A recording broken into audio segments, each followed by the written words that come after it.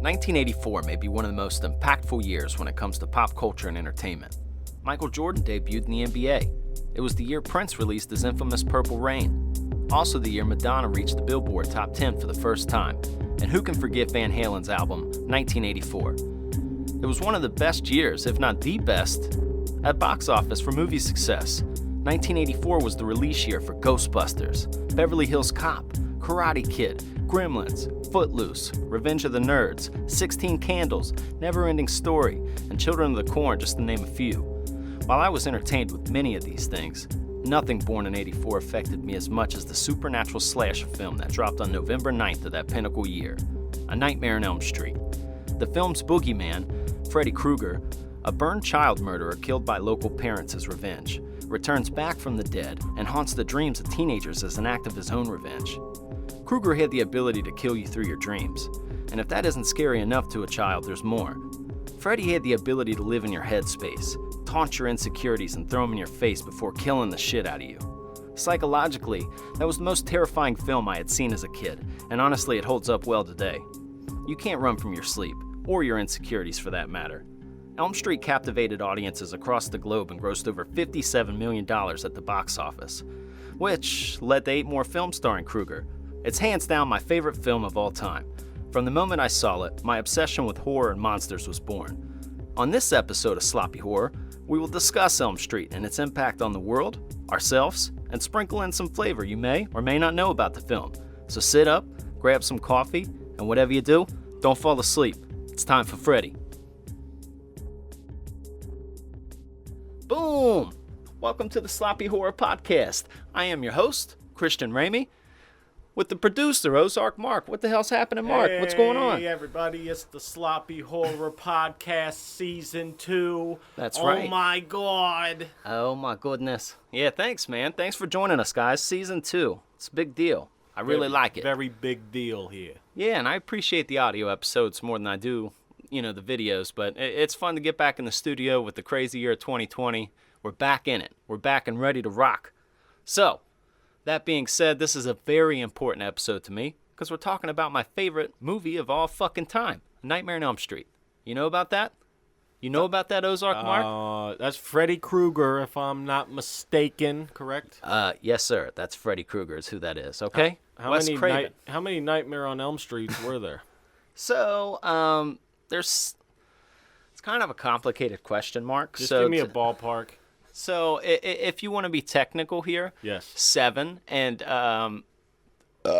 excuse me. So 7, all right. But the 7th one was Wes Craven's New Nightmare.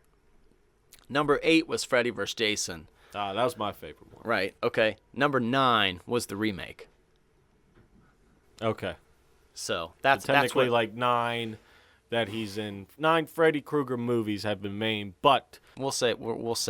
We'll say 8, but yeah, you can say 9, but we'll say 8. You just said 9. Is it 8 or 9? Look, Robert Englund was in 8 of them. Okay, then there's 8 of them. Yeah, you get it. And I don't mean to knock James, what the fuck's his, I'm sorry, I forgot his name, it just slipped my tongue.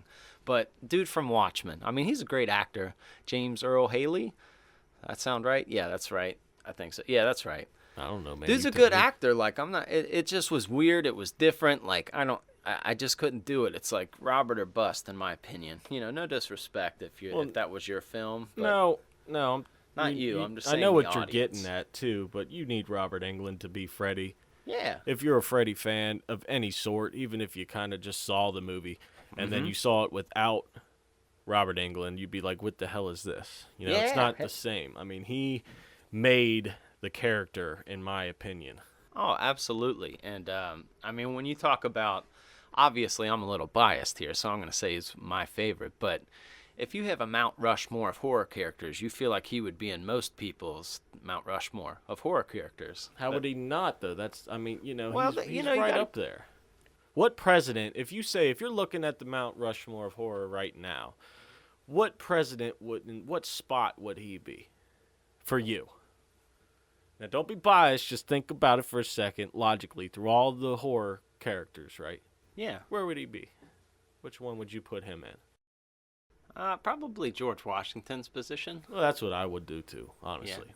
Yeah. Now, I'm not the biggest fan of Freddy. He's not my favorite by any means. But as far as slasher horror characters, Mount Rushmore of horror, Freddy is like, he's the face of horror to me. Yep. Yeah. Well, he had such a good mouthpiece. He was like the Stone Cold Steve Austin, if you will. I mean, forgive the wrestling reference there, but it's like he was a shit talker, man. Freddy was a shit talker, and I think that's what got people at a lot of levels. I mean, don't get me wrong. I mean, as a kid watching these growing up, like I was born in '89, so I was like, I got to see, just right there at the end of the slasher boom growing up, and it was like watching all these guys. They all scared the shit out of me. But in my mind, it was like a Jason or a Michael. It's like, all right, if I'm fast enough, I can get away, But Freddy, what are you going to do? I can't run from sleep, man. Do you agree? Freddy, he had such character to him, like you said. Like Jason, what'd he do? He just walked or ran at you. Yeah, how do you avoid getting killed by him? That's all he had. Michael doesn't say a goddamn thing. He just sits there and waits in the bushes. And that's all he does. But Freddy's sitting here. He's dicking with you. He's fucking with your emotions. He's hilarious. He's very vocal. He just has that character to him that I think makes him so special. And what made him like a pulp culture icon. Oh, yeah. Not in horror, just in general. Everybody knew Freddy, right? If I'm not mistaken, back in the day, right? And you still see little kids popping up at Halloween as Freddy. Not the abundance that you would in our day, but you still see them out there. What are they nowadays? Like, what's the thing? Fucking Fortnite characters. What do you do? Just put them in a box? Fortnite guys. It's like the 1920. Oh, Fortnite guys. I'm thinking of the box one that's just cubes. That's the Minecraft. Minecraft thing. Okay, that was. In my day we had Paperboy. It was a fun game. I mean, my wife, bless my wife, bless her heart, when her little brother was turning, like, I forget what he was, like 9 or 10, when Minecraft was like super big to kids that age. Yeah. He wanted a Minecraft birthday. Yeah. My son plays. So Cassandra went and she got like 500, 600 boxes and put them all together, which is a pain in the ass to do. Painted them, did all this thing, made a store, did these little whatever the hell creatures were, and put them all over the backyard. She spent like 2 days worth of time putting this together. And then the activities came and all the boxes were destroyed in like 10 minutes. And then they all started playing with like Nerf guns and shit. Like all her hard work was for like 10 minutes of it. Yep. You know what's actually pretty wild? Like, I won't knock even Minecraft too hard because now it's not hard. There's no competition to the game. I will say that. But like, my son's been like, Dad, check this out. Who have this like crazy ass detailed architected house like that's like, oh man, you're like, damn, dude. He's 10, but it's like, yeah, downstairs is where the pool is, and then if you go outside there, here's a little well. You're like, what? Like, there's all kinds of shit. It'll have like all glass side, like, it looks nice. Yeah, like it looks better. That reminds me of what we had. SimCity and Roller Coaster Tycoon. Oh yeah. Those were the games. Dude, fuck yeah. Those games were a lot of fun. But segue back to Elm Street. Oh yeah, we're back on Elm Street now. Sorry, back on Elm we Street. took a left turn somewhere. We're back. It happens. But so like, I don't know if you can remember the first time you saw this movie, but I mean, when was the first time you actually saw this? Like, how old were you and stuff? I was like 5 or 6 years old, so it was, I don't know. You were 5 or 6? Yeah. You were that young? Yeah, my dad was. Oh, shit. I talked him into it. Like, I don't know what it was, but maybe you were like that, but I would always talk my shit up. Like, yeah, I want to watch it. I want to watch it. He had like a Freddy Krueger sweater for Halloween or for 1 year. I was like, what is that? And he was like, nah, you can't watch this. And I was like, yeah, I can watch it, Dad. And I just talked him into it. My mom was gone, and we went up to the movie store, and he's like, whatever. Like, whatever. That's how dads are. If you nag them enough, whatever. They're just give in and just not care. They just want you to go away. Yeah, and he didn't like sit there and watched it with me. Like, took a shower and like was cooking dinner and shit, just doing dad stuff. Just left. I'm just like, ah. So he left you there alone to watch the movie. Yeah. Yeah, and it fucked me up, and I'm kind of glad it did, because it was like that's what started it all, man. I mean, I was like obsessed from that point. I wanted to watch anything that could like scare the shit out of me, It was, I don't know.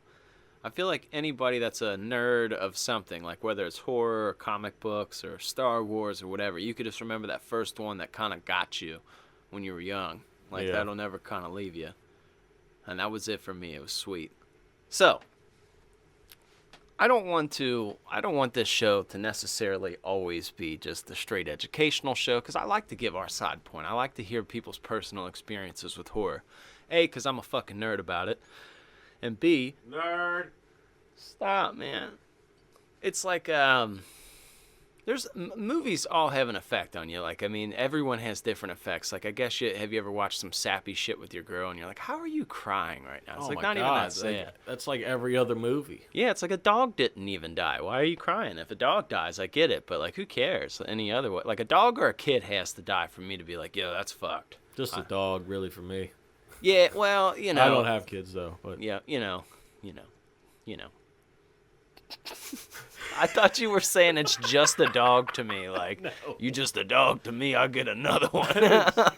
No. No, I get what you meant. If a dog dies, it makes me cry. If a kid dies, I'm like, that sucks.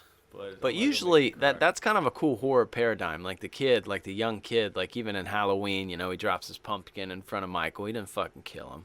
You know, it's like they give like a little credit to young children. Sometimes. Except for Freddy, because he's a little fucking asshole. Now. That's why Freddy's my favorite. No mercy. Yes. No mercies with these goddamn kids. Now, you want to talk about putting something on the map. Here's a little flavor, you know. All right. Here's a little flavor. A flavor. Okay?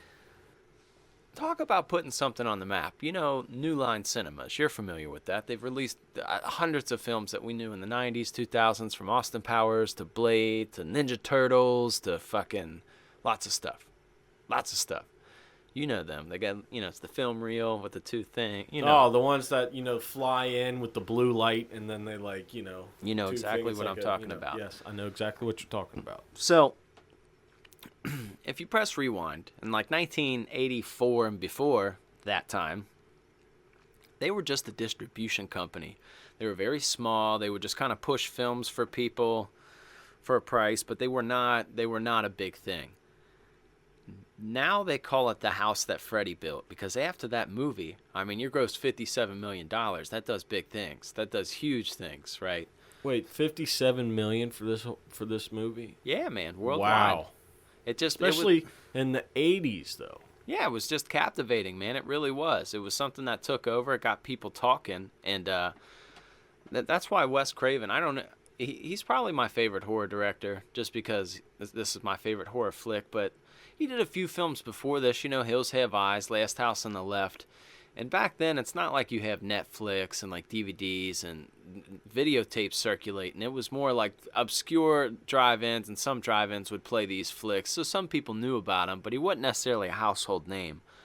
Nightmare on Elm Street put him on the map as well, too. Put a lot of people on the map. It's Johnny Depp's first film. Johnny Depp? Yeah, playing Glenn. I mean, oh, that's right. That is him, isn't it? Yeah. Wow. See, I don't remember that. I'm always so used to seeing him as like a pirate or something now, but you know, that's what I think of because when you think of Johnny Depp now, you're just thinking of Captain Jack Sparrow. You know, you for don't sure, think about man. These other things. Yeah, it's his introduction. It is fucking neat because he's done so many things, and that's one hell of a first movie though to be in. Like, you got lucky as shit, kid. Well, and for honestly, that to be your first movie that you were in. We could do a whole episode on like big people that got their start in horror movies. It's like it gives them the opportunity, and a lot of people think like, oh yeah, you do your trash film first. That's how like a critic or like a big like the fucking, you know, the big people, ratings people would look at it. But in my opinion, what displays more emotion than fear? Like let's just hypothetical, like, all right, Texas Chainsaw Massacre, like the remake that came out, like Jessica Biel. Okay, she's fucking hot. She did like Seventh Heaven and like all kinds of girly shit, and she, you know, she's a good actor. But like, when you see somebody fucking chasing somebody with a chainsaw, that adds a different element of acting. Like, that's like a whole nother thing. Like, that's a whole nother thing in my opinion. So I really don't think it's a trash role. Like Jennifer Aniston, she got her start in Leprechaun for the most part. Yeah. She had did some stuff, but Leprechaun was her first home run. George Clooney, he did Attack of the Killer Tomatoes, maybe it was. A lot of these people, man, like they just started. But I mean, fear. I mean, you have to really sell fear, and that's a lot harder than a lot of people think. Because you can act like you're scared, but it ain't gonna work. You can see right through it. You know when somebody is legit scared. Yeah, watch a campy horror film. Now they're fun to watch, but you can tell when like. Yeah, like it's like when somebody's trying to fake it, you can definitely tell, and it doesn't give that same feel as real fear, which I think these people do a really good job in, these actors. Yeah, man. Wes Craven, too, he compiled a perfect cast, you know. You had Heather Langenkamp as Nancy Thompson in this. Nancy! Yeah, man, Nancy. She's probably my favorite final girl of all time. Is she a virgin? She was. She was a why virgin. She made it to the end. Well, that's probably why she died in part 3. She came back in like a pantsuit, like business suit, like she had been getting some business. And she fucking died. Once you get the business, dude, you're done. Stay a virgin forever if you want to survive in a horror movie. She looked like she was a grown, independent woman. Her ass got fucking murdered. Independent woman don't need no man. And tell me why Freddy's such a dick in the way he kills people. He comes back as her dad, like her dead dad. He's like, "Hi, honey. Didn't want to pass over without saying I loved you." He fucking was Freddy and he killed her. He's like, "Ah." That's how you get to him, though. Yeah, what a You gotta dick. get in there with somebody you trust. And remember- besides, when you want to kill somebody, like when Freddy probably hates them, you want to dick with them in the worst possible way if you ever see it through that point. Well, you remember fucking Freddy's Dead Part 6? He comes back as that chick's dad who fucking like molested her, and he's like, "Come on, honey, give me some sugar." It's like, what the fuck, dog? He's such a dick. He's such a dick, but that's what makes it so great. It is, So man. enjoyable, you know. You know, I know the death you probably enjoy a lot in that movie. You remember the deaf dude Carlos, and he did on the chalkboard. He made his ears explode in his dream, and his head exploded. That's like just one of the best. Because there's something about campy that's awesome. I mean, I know that the Elm Streets got a little stretched out, but the '80s in general was the decade of excess. So you really can't say that it's all Freddy's fault. It was just like the decade for that. I mean, he was doing rap songs. He had his own TV shows and shit eventually at one point. And Wes Craven was off the train eventually. I mean, Wes helped out with like 3, and he did 7 and 1, obviously. But it was his idea. He made Freddy. You know how he made Freddy? No. How did he make Freddy? Well, I appreciate you asking. I appreciate I really don't know. Please No. tell me. I will. So it's actually kind of a weird, kind of a cool thing. So I guess in the 1970s, there were these articles in the LA Times that Wes mentioned where these refugees were coming from like Vietnam and like Laos and Cambodia and shit. And they were coming to America, and they were running from somebody, obviously. I don't know the full specs of it, but they got here, and they were all fucked up. Like, they were under, like, medical care once they got here. And all these dudes were like, yeah, we can't sleep. We're not going to bed. We're not fucking sleeping. And the doctor was like, okay, well, you definitely seem like you need some sleep, so why don't you just try to sleep it off? And they're like, no, we're not sleeping. Well, eventually all these dudes fall asleep, and they all die. And, like... What? Yeah, they called it Asian death syndrome. Like, that's what Wes had said. I mean, I didn't fact check the articles, but he did quote a paper in a decade, so maybe, Hold on. Asian death syndrome. Asian dawn, honey. You remember Die Asian Hard? death syndrome is what you're trying to tell me is a real thing. Yes. You No, remember? it's not. You remember that? That reminds me of Die Hard. You remember when that police chief's like reading like they came up with the phony demands on top of the roof, like, free these prisoners, the Asian Dawn. He's, like, calling them in the play. No, Asian Dawn, honey. That's what he said. So Asian death syndrome Yeah. is what they called it. And you said he got this out of a paper. This was an article. He said 70s LA Times. 70s LA Times. Okay, has this article ever been fact-checked or proven? You It probably is don't know, not, do but, you know, Wes isn't very eccentric. He's kind of like bookwormy. Okay. Like, he doesn't just see, I don't know. Well, I feel like if that was a thing, that would, well, probably not heard about it, but I think that should be like reoccurring thing, or is it just like a one-time thing? 'Cause I I've don't never know. heard of I Asian death syndrome. don't. We can do a fact check real quick. Let's just do a Google and see if it pops up. Let's just see what an Asian death syndrome is, just real quickly. So it's Asian death syndrome. So it's just those if they fell asleep and they all died in their sleep.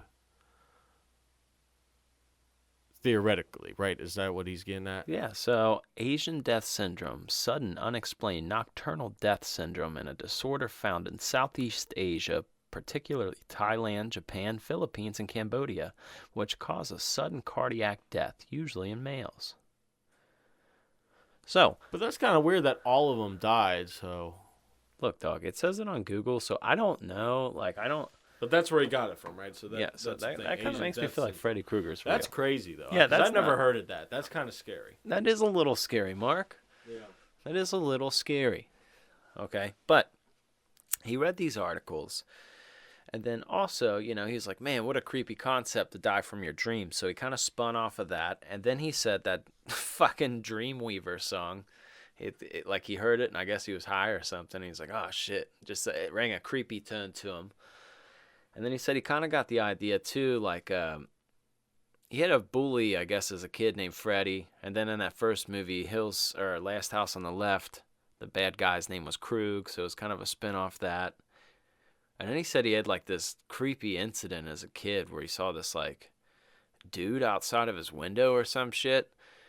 And he like was a kid, so he closed the curtain and like kind of ran away, hid behind the couch, and then like went back and looked at the curtain, and the dude was closer to the window.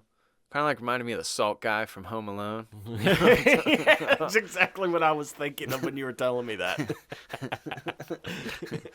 That dude they made him look scary as hell in that. I'm afraid of birds, so the lady in the second one scared me more than the salt guy.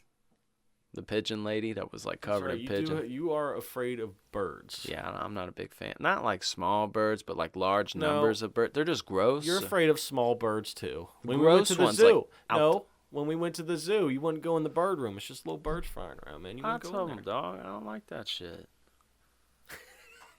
Birds. Okay. Whatever, dude. Birds killed my dad. There was 9 eagles that came out of the sky and they killed him. No, there was a thing. We played this game, Barstool Sports game or whatever, and that was one of the questions that people had to debate. It was, if you're getting attacked by bald eagles one by one, right? One attacks you at a time. Yes. How many would you fight and kill before they got you? Dude. Like if No, one I'm comes not at saying- you, and then you have to fight, kill that, then another one comes, you have to fight and kill that. Like how many eagles would you think it would take before they'd get you? It just depends, man, on your condition, because, like, they are really, like, a large wingspan, and, like, the way I see it, they could pick a fucking salmon out of water. Like, that's just nuts. Like, can you picture if they got their talons, like, on your shoulders, and they just, like, beaked the fuck out of your face? Yeah. Like, now, you may be able to punch his shit right in the chest, because he's got a bird body, so it's hollow. But if he gets them talons or that claw, that... Dude, once he latched onto you with those talons, dude, they would just go completely. He'd probably be able to lift you up. Maybe, yeah, if you're a if small it was a guy. big enough fucking eagle. Yeah, if you're a small guy, he could probably lift you up. Yeah, dude, Or that's... at least get you off balance. But So, really, the bigger the bird, the scarier. But honestly, it's kind of like disgust because they eat all nasty shit, so I don't want to touch them. I don't want to touch them to defend myself, so that's what freaks me out. So... just go hide in a phone booth, pussy. Anyways, look, what were you talking about before we got off topic with birds? The salt guy. The salt guy. So, he had that idea, and then I guess, for a sweater, he said red and green apparently are the most, contradicting colors to the eyes, to the retina, so he picked those. For Freddy's sweater? Uh-huh. I thought it was red and black. It's like a deep green, but it is green. Well, I'm looking at a poster right now, dude. That's black. Well, we're kind of darked out in this room. It's green, and you don't know what he does in that boiler room. It got dirty. He's Lives in a doing work. boiler. Yeah, well. So it's like a really, really dark green. Yes. Okay. Yes. And then he's like, what kind of he was thinking about what kind of weapon to give him, and then obviously he has his iconic glove, but he was like, how do I make that happen? He was like, what was some of the first scary stuff that people were afraid of in the beginning of time. You know, what was that? And he said in the beginning of time, what's scary? Bears, animals, claws. So if you were to fucking terrify somebody, what would you need? Like, and he just thought, like, man, that's just such a primal fear. Back to, like, cave times would be claws, you know? Seeing a bear claw come around the fucking cave and fucking get you. Yeah. So he kind of compiled all these things, and he made the fucking movie. He casted some great people, like we said. We have Heather Langenkamp as Nancy. Nancy! Okay, Johnny Depp is her fucking boyfriend. Yeah. Funny story about that, too, real quick. She said, or he said, I was trying to pick, like, the teen heartthrob part, like the boyfriend, Johnny Depp's part. So he said, you know, I asked my daughter at the time. I guess she was, like, a teenager. She was like, which actor should I pick? Then she picked Johnny. It's like, oh, okay, go figure. You know, go fucking figure. What is it about Johnny that's so I don't know. Apparently, attractive to these broads? I don't know. Apparently, he wanted to be a musician, too. He wasn't even too, like, huge on acting was going to be his main thing. He kind of wanted to do music as well. Yeah. I've been down that road before. Yeah, me as well. Me as well. Now we're here. Now, the real thing is, or a weird thing is, his uncle is in this movie, too. Like, so in the beginning, like, nightmare, like, right when the film opens, when Tina has her nightmare and she wakes up and her mom walks in the room and she's like, you better cut your fingernails or stop dreaming like that. And her, like, drunk boyfriend comes in, like, baby, come back to the room. That's Johnny's uncle. I guess they Is just... it really? Yeah, I don't know if he, like, brought him to the set or some shit that day, but they just needed a guy, like, and he's like, yeah, I'll do it. You know, if his uncle's still alive, he's still got that movie on, like, VHS or something. Oh, yeah. Has a VHS player in his house just to show people that one clip of him. I was on that scary flick. His 30 seconds of fame. That's fucking funny, man. Uncle Johnny. I mean, that's what I would do. I don't know how I even fucking know that, but I know it. So fucking fact check it. It's a are fucking a fact. horror nerd. That is true. That is true. You I've nerd tried out. to beat off with a Freddy glove. No, I have Stop not. it. No, I did not. Stop it. No, I did not. Okay. Well, not only did it put Wes Craven on the map, not saying he was a nobody, but it was like, bro, you're a huge fucking deal now. You're a fucking legend now. Like, you're up here. And Robert Englund as Freddy Krueger, what a fucking great casting. Like, apparently he came in late too, and Robert said Wes said that Robert just killed it, and he understood who Freddy was supposed to be. And it's hard not to talk about the sequels, even though we're talking about the original. They all contain Robert. The first and the second are very scary Freddys to me. Not much Freddy is seen in the first one. There's a lot of shadow work, which makes it scarier. What you don't see is fucking scarier. Obviously, that's a common topic in horror. Well, that's why people are afraid of the dark. Mainly is because you can't see. Well, do you remember part two much? Part two's great, you know, but where he's picking on that kid Jesse, the guy, and he's like, you know, you got the body, I got the brains, and he's like ripping his fucking head off. Dude, that's the scariest looking Freddy, in my opinion. He's so scary in those first few. Just there weren't as many jokes incorporated. He was shit talking, but it was like laughing at your pain. It's like, dude, fuck off, man. And then eventually you started rooting for him because the characters they would introduce in these movies were kind of fucking douchebags. So you're like, I want that guy to die. I want that girl to die. You know? Yeah. So I love all of them in their own way. I really do. But the first few, just such a scary Freddy. 3 was just the blockbuster. 3 was really good. It was the blockbuster, great actors. I mean, you got like Lawrence Fishburne, fucking Patricia Arquette. Pick up a little bit of credit, you know, by the third one, then you can get them superstar cast in there, right? Absolutely. And horror sequels were just a thing in the 80s. It's like you weren't in business unless you were doing fucking horror sequels. They were like, if it makes money, we're just going to keep pushing it. But it wasn't like you were watching it on a Netflix back-to-back where you're like, dude, these don't add up. This is bullshit. It was just like, I'm taking my girl out on a date. Oh, look, there's another one of those. Friday the 13th. We'll go watch that, get scared. It was just carefree fun and murder. How can we keep killing people?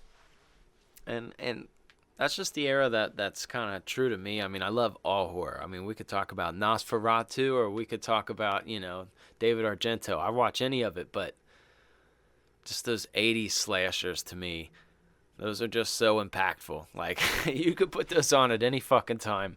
What's your favorite horror series? Ooh. I don't know. You kind of caught me off guard, dude. I don't know. I don't think I have. I don't know what a favorite horror series is. Just off the top of your head, which one? Watch. Probably the Halloweens. That's not a bad answer. If I gotta pick an actual series. Yeah, it's not a bad answer. I like the theme, of Michael. Okay, so what's silent your? So killings. I'm sorry for butting it because you just kind of sparked a whole little spark here. Now, I'm curious because everybody obviously loves the first Halloween and not everybody loves the fourth and the fifth where there was the little girl in the clown suit. Not everybody loves the new ones that just came out. Not everybody loves the Rob Zombie ones. So, my question to you, do you like the Rob Zombie ones? Yes. Those are actually some of my favorite ones, actually. Me fucking too. I like the Rob Zombie. You know why I like the Rob them. Zombie ones the most? Why? Because guess who's in it? Joe Grizzly, bitch. I love that. I'm Joe Grizzly, bitch. I'm Joe Grizzly, bitch. And I'm about to cut that mask off your face. I love that scene. That's the best scene. Joe Grizzly is my favorite character. How brutal were the Rob Zombie Halloween? I loved those movies. They're very brutal. They weren't very gory. They're just brutally and to the point this is kind of making me kind of uncomfortable, but in a good way because it's very kind of right there, bam. And like I was saying before, I like coming for that. Don't get me wrong, I don't like. So these new ones, I'm not a big fan of them. So I'm not sure. Let me keen you in because Mark might not. So Mark loves horror. Mark is the producer here at Sloppy Horror Podcast. Mark loves horror. Mark and I even did a genre of music that was horror themed. But that being said, I'm more of the nerd about it. So I just want to fucking educate you, okay? So these new Halloweens that they've come out with, everything sounds like they'd be good. So they got that dude, Danny McBride, so the guy from Pineapple Express that played Saul. He's like one of the directors, or not Saul, I'm sorry, Red. Mm-hmm.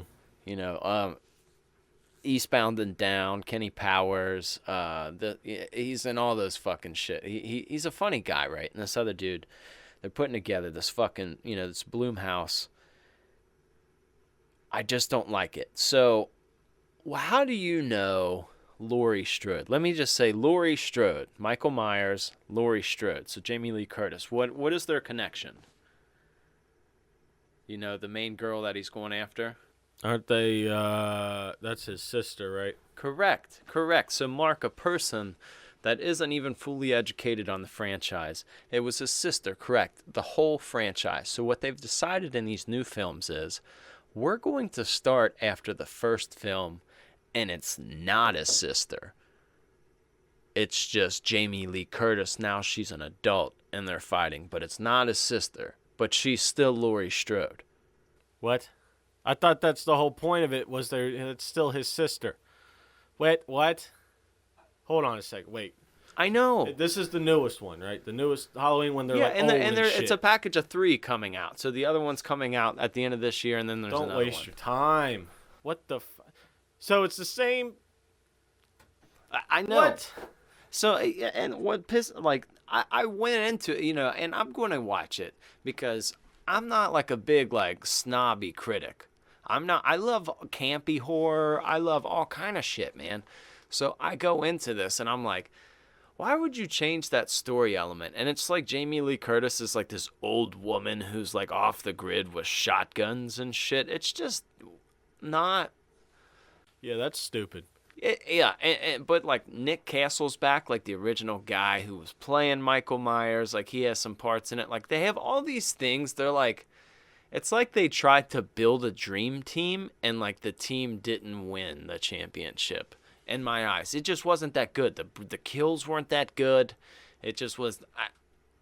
And people knock Rob Zombie's films a lot. They're like, I didn't like in the second one how it was like he was walking with the horse and like the mom thing. And it's like, okay, even if you don't like that.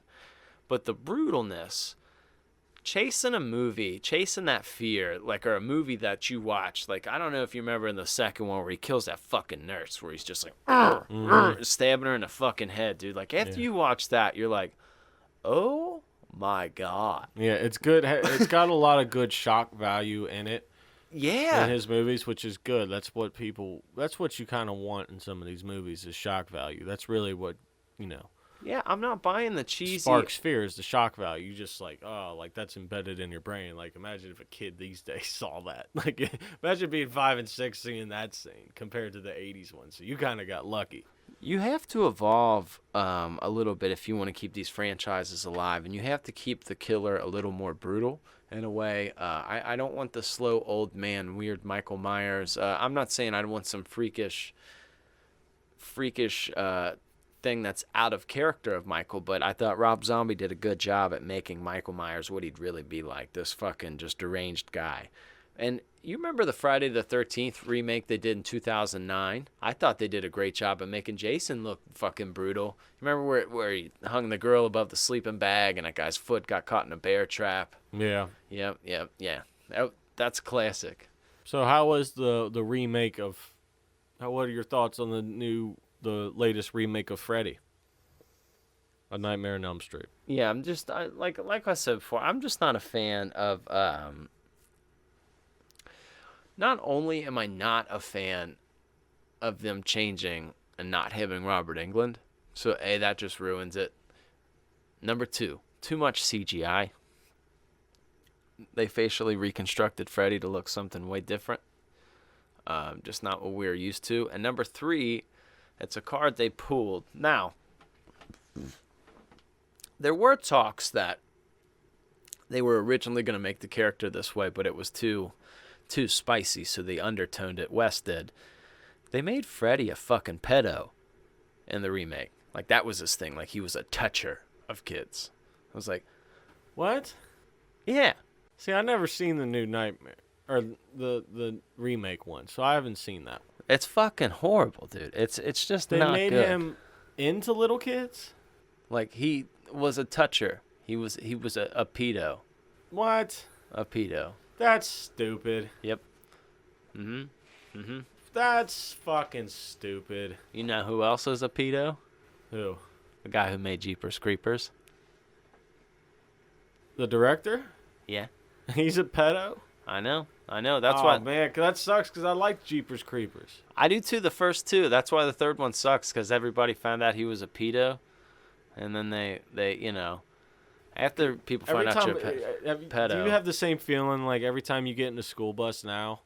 Like, there's rare occurrences when you ride in a school bus for some reason. I always think of that movie. I feel like we're gonna get stranded somewhere, and then the Jeepers Creepers monster is gonna come and get us. Yeah, I know, dude. I know, but don't you think about it? Like in the second one, all those like dudes, high school guys were just like shirtless and like jeans. Yeah, it's starting to ring a bell now that you're. I like the movie that way. I do like the movie, but he's a pedo, man. That's why the third one sucked. They wouldn't let him like film anywhere, and nobody wanted to work with him. No, nobody likes a pedo, dude. Yeah, post pedo. I mean, your movies ain't doing it. are gonna probably your stocks are post pedo. Yeah. Well, it's not a movie you want to make, so. Well, yeah. I mean, once you're post pedo. Post pedo, yeah. If you're pre pedo, we don't know about it. That's okay, I guess. I mean, it's still not okay, but I don't know about it. Exactly. Like, we can still enjoy Jeepers 1 and 2 because he was a pedo at that moment, but we didn't know. But I didn't know. So you can't take that back from, the world. So, but post pedo, I can't like anything of yours made from that point. Post pedo. Yeah, well, yeah, you're done. Now, every time I see a school bus now, I'm going to think of post pedo. Yeah, post pedo. That's your rap name. Post pedo. Yeah, so that's fucking weird. That's fucking weird. And let's be honest. This is out of Wes Craven's first couple films. It's one that didn't include rape. Yep. He came in spicy. It was the one that psychologically was scary that got him on the big timer. I think that's valued in horror movies. So I'm really tired of seeing rape scenes all the time. It's getting old really, really fast. Yep. And honestly, I'm not going going to lie. To the point now, dude, I'm telling you, it's like even Cassandra, we watch some horror movies, she's like, oh, great, she's going to get raped. It's like, we don't need this rape scene so many times, okay? We don't need this in every goddamn movie. Psychologically, fuck me up a little bit. That's way more valuable. Fuck me in my brain. To me, in a horror movie, is you can psychologically fuck me up of what you're showing me. That's why Freddy getting you in your dreams is genius, because you can't escape sleep. Yeah. You have to sleep. And think about just the impact it's had on the world. If you say Freddy Krueger to anybody, they would know what that is. Like if you were, I've heard the Freddy, maybe it was Robert or Wes. They were saying like if you were in a shopping market and you were just to hum the like or whistle like the somebody would be like, yeah, what? No. Like people know what that is. People know what that is. And that's another, in my opinion, I think that's why the movie launched. The synthesizer in this movie for the win. I mean, it's that synthesizer stuff in horror movies makes it so much scarier. Oh, yeah. That older music in these older movies, like the soundtrack of The Shining, the synthesizer in The Shining, you know what I'm talking about? Oh, dude, The Shining had That music is so eerily, it makes you so uncomfortable. It gets you in the fear state. Like just that's one of my noises favorite do scores. that. Like certain sound waves, certain frequencies will draw out that emotion in you. And I think that synthesizer really did a good job at creating that fear in the movies. Dude, that opening when they're like winding around the movie or winding around the mountains and that yeah. It's eerie. It's uncomfortable. It's genius. It works. Yeah. And the synthesizer in Nightmare on Elm Street, like you just said, I think it did a very, very good job. Well done to whoever was hot on those keys. So, we're going to get down, we're just, we're bullshitting, we're talking, but let's get down to one of my favorite segments, okay? You ready to do that?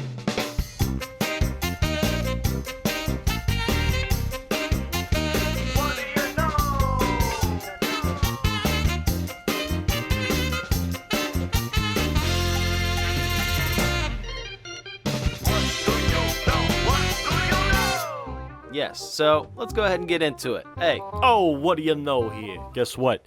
Yeah, so I know something about this movie. You got a little something on this movie? I got a little something on this movie here that you may not know. So, what do you know? Okay. I'm listening. Now, do you know how many gallons of blood that were used in this movie? Do you know that?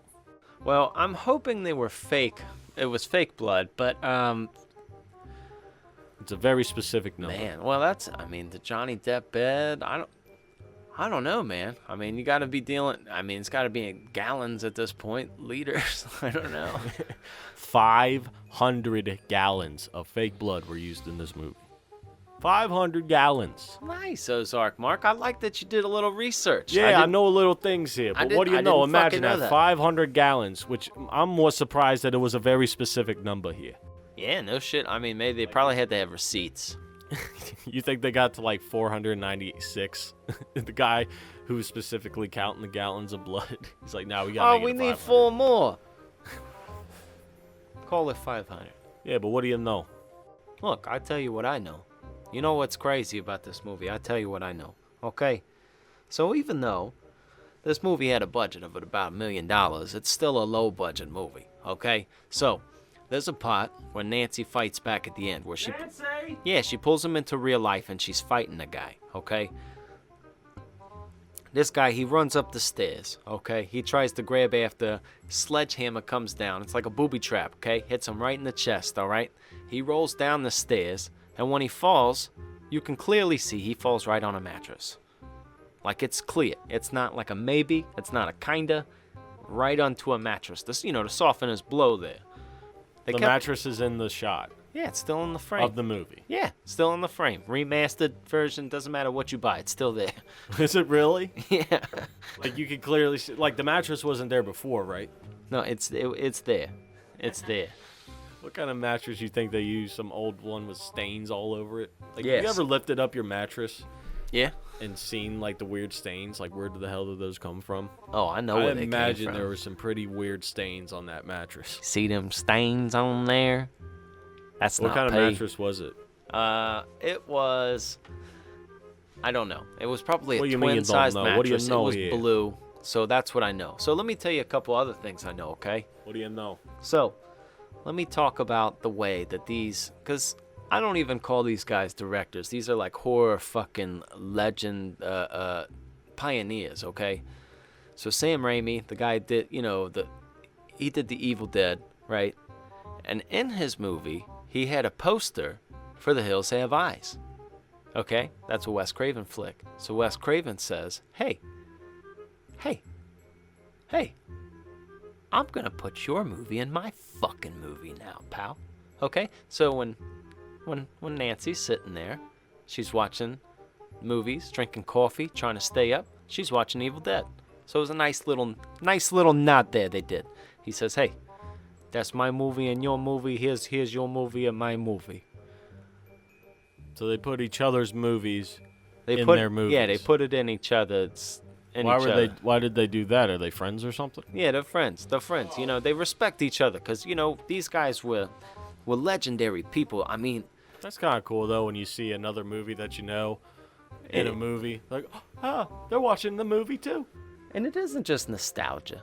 These directors, they were legendary because they were inventing special effects at this time frame. Like, nowadays, there's too much CGI, but back then, they were like, how do I make this guy's fucking head explode and make it look real? Guys like, well, I'll get under the table, blow some blood and hamburger meat out of a straw, and then and they were doing this shit for real. Just Well, they had to. Yeah, not everything can... passion, brother, passion. Yeah, and that makes some of those effects are a lot better than CGI, if you ask me. Oh yeah, you get them old Tom Savini effects, Dick Baker. You can tell when something is too CGI, and you're like, that's stupid. That it just ruins it. But when they can make something look realistic while doing it realistically, I mean, you can't beat something like that. Yeah, a lot of fun. So I'll tell you a little something else What do you know here? that I know. What do you know? I'll tell you a little something else that I know.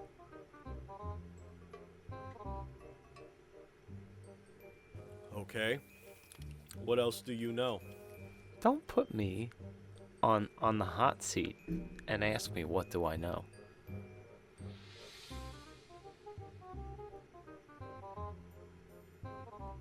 That's all I know. That's all I know. That's all I know for now. So, I'll tell you what else I know. What do you know here? So, there's a pot, okay? When Nancy, she's running up the stairs, okay? She's running away from Freddy. He's trying to get her through the door.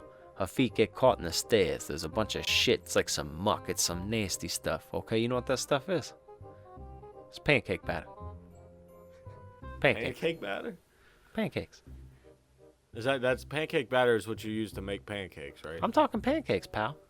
Pancakes. She stepped in a bunch of pancakes? Yeah. I mean, if he robs your dreams, he's going to make you breakfast.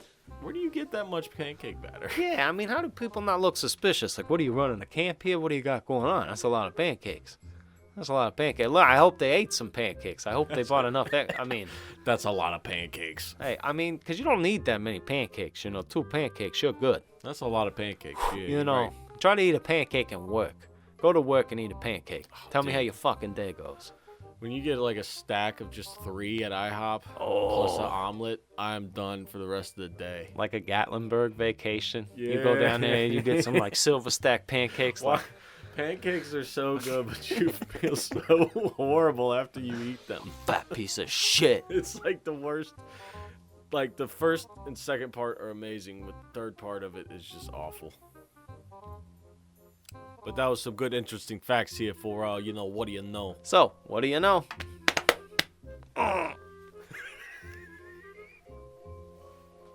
Okay. So that's a nice little fun segment. I like that. What do you know? I did not know any of those I things. did not. Thanks for those guests there.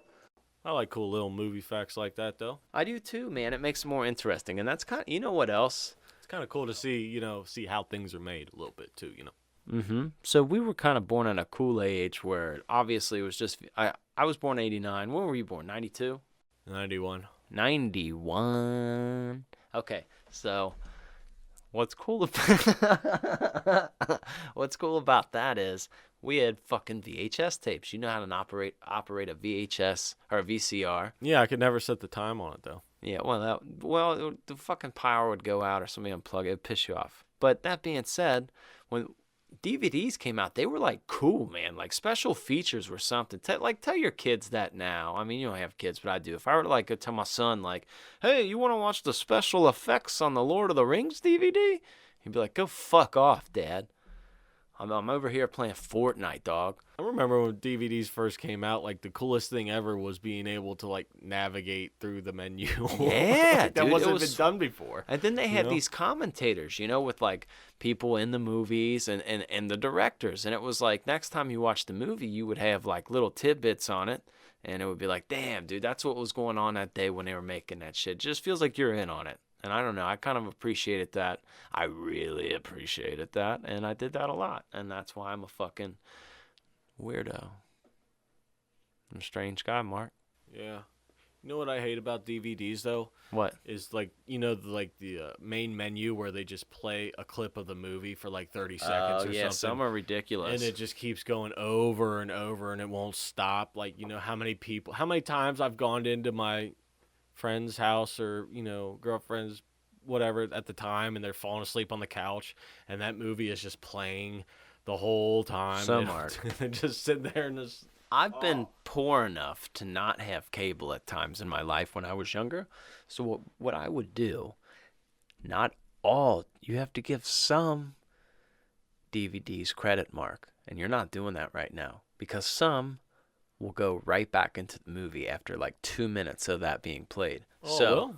Yeah. You remember my dog Dayton? Yeah. So he used to freak out when I would leave for work. He was like a rescue, like a legit rescue. So he would freak out when I'd leave for work and shit and tear him up. But I'd like feel bad, So I like would leave a TV on and shit for him. I didn't have cable. I guarantee you he knows every word. Even though he's a dog, yeah, he knows every word to The Departed. That's it. You remember, dude. I would put on The Departed, that DVD. On. I've seen that movie, parts of that movie, so many times from coming back to your house. Tell me those Chinaman's cars aren't empty. It was always around like the same time frame of the movie too, when I would always see it too. Dude, it is a great movie, but that is because it would go to the DVD menu. You know what's a stupid one? Speaking of DVD menus and horror, The Ring. The Ring was that stupid fucking video you shouldn't watch or you die. And it's like, I wasn't afraid of the movie, really. It was kind of creepy, but I remember watching it at my dude Bernie's house, and I fell asleep in his basement and woke up, and it was just that video, and it's like that bitch brushing her hair. And I don't call girls bitches, but that lady's a bitch. You know what I'm talking about? The creepy lady in The Ring. She's like brushing her hair in the mirror. Yeah. Like that video you're not supposed to watch. And I was like, what the fuck? Yeah. I remember getting up and putting in I put in Star Wars. Yeah, I was just trying to put something long, get your mind off of it. Yeah, you watch just a something scary movie, long, then you go and watch like cartoons or something to get your mind off of it. Right, something long and not fucking terrifying. So it's Yeah. like I wake up anytime soon. It's just like Star Wars. You're like, oh, cool. Looney Tunes for me, dude. Still to this day. Yeah, I love Looney Tunes. Cartoons. Like I really do have hope and humanity for the younger kids. Like, I'm not that old where I don't have faith yet, because my kids still really do. They my oldest will be 15 this month, and then my youngest is 2, and they fucking love old shit. Like, they'll watch old horror flicks with me. Some, like my oldest will, obviously. Yeah. But, like, my youngest, she's really into the Turtles, like the old Ninja Turtles and shit now, and it's like, I'm just more amazed that the kids are still like hooked on things that we watched. Well, as long as you show them when they're young enough, you know. Yeah, and it's like I don't push it down any of their throats. I just kind of like let them know what it is. Like the Gremlins, my youngest loves the Gremlins too. Yeah, if you teach them not to be scared of it, then they'll enjoy it. But they, you know, they still look up to you as a figure and stuff. You know, so I always, you know, because I work in the haunted houses and shit too. It's like I always teach mine like, if you're ever like really afraid, it's time to be scarier. Like if you're really like afraid like something's gonna happen, like be scarier. Like just try to be scarier. Like you know what I mean? yeah. Like that's the one thing you can do in that situation. Like I don't know. That sounds like fucking weird, but like if you like were walking down the street and had the uh-oh feeling, if you were like not be fucking make weird noises and shit, but like maybe, you know, like you just have a way about you. But I don't know. And then obviously, I think you need to be realistic with your kid and explain what fucking movies are. Explain what, you know. If they didn't want to watch something, I wouldn't make them watch something. Yeah. But I think that's a good way to go about it, really. Yeah. It's the same thing with, like, you know, teaching a kid about a gun. Like, people don't give kids guns or anything. Like, kids can't handle guns. Like, no, if you just show them, teach them correctly, show them what's what, tell them that's not, you know, toy or whatever. It's the same thing with horror movies or horror in your case. You just explain to them. You know, you just be real with kids.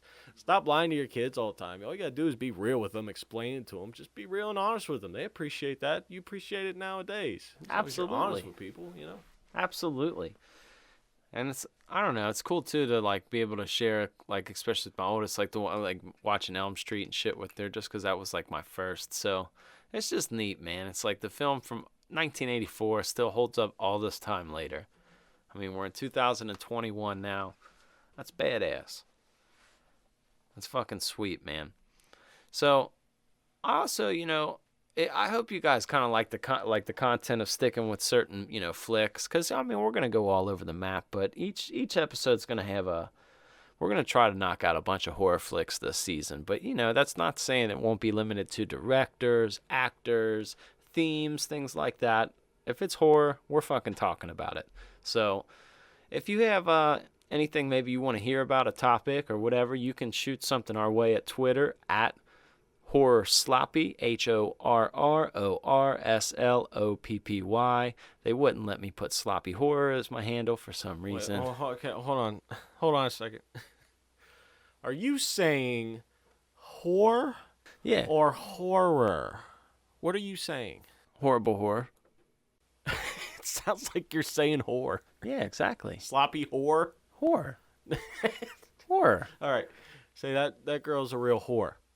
That girl's a real whore.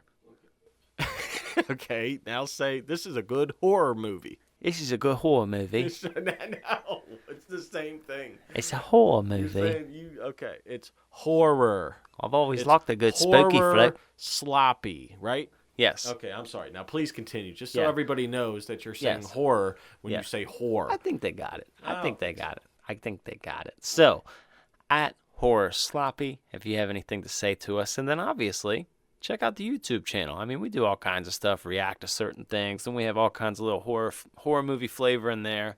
And I imagine we'll have the audio episodes up on there too, just for you YouTube heads that don't do anything else. I appreciate that. So, you know, we'll have it in every kind of way that you can listen to it. And we appreciate you guys for checking us out this season. We're going to get things rolling. So, I'm Christian Ramey. This is the Sloppy Horror Podcast. Ozark Mark, what do you got to say?